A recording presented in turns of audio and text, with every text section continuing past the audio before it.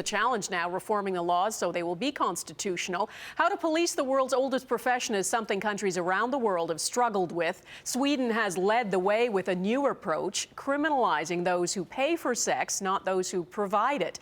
As Jennifer Tryon reports, it's just one of the models Canada might have to consider. Prostitutes leave victorious at the Supreme Court in Ottawa, while just a few blocks away,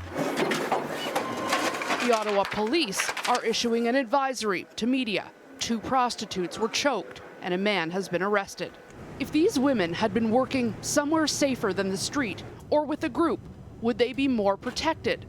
Valerie Scott was a prostitute for 30 years and knows they would have been. Sex workers were the only legal occupation in Canada where a worker was prohibited from taking any kind of security measures whatsoever. So the government has 1 year to solve a very complex puzzle, one the world has wrestled with for centuries. Go the way of Germany and legalize every aspect of consensual prostitution, and some argue open Canada up to human trafficking. Or go the way of Amsterdam and set up districts. Many municipalities want to avoid this.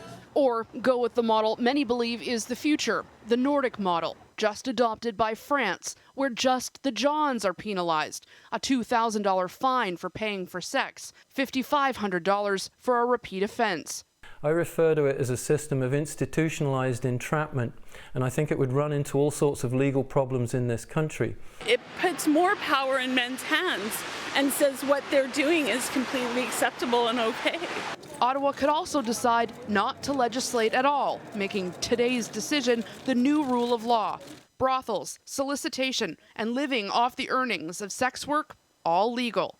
That could mean that the only laws regulating prostitution in Canada could end up being municipal zoning bylaws, leaving it up to city officials to decide where prostitutes end up. Some municipalities might try and use those laws to dissuade prostitution and run into legal problems as a result of that too.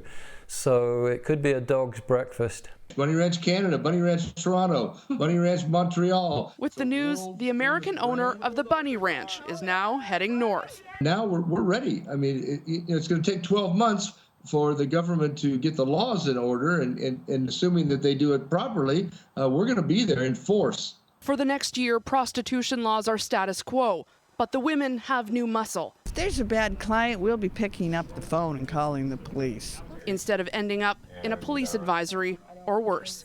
Jennifer Tryon, Global News, Toronto.